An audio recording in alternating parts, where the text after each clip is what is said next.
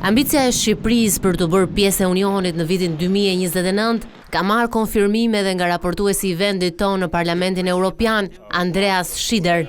Sipas tij, përmbushja e kritereve të Bashkimit Evropian kërkon vullnet nga të gjithë aktorët politik dhe jo vetëm, megjithatë theksoi se vendi ynë ka bërë një progres të dukshëm.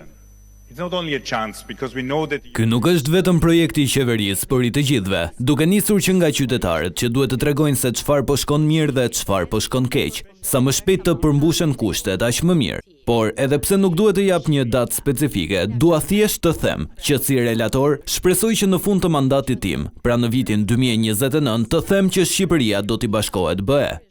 Shqipëria synon që brenda këtij viti të mbyll 16 kapituj dhe brenda vitit të ardhshëm të përfundojë procesin teknik, por sfidë mbetet mbështetja nga vendet anëtare, të cilat duhet japin dritën jeshile.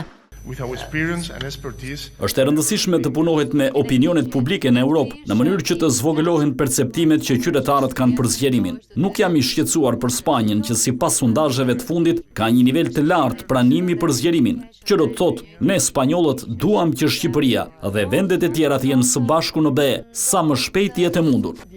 Megjithatë, ambasadorët vlerësojnë punën e bërë deri tani.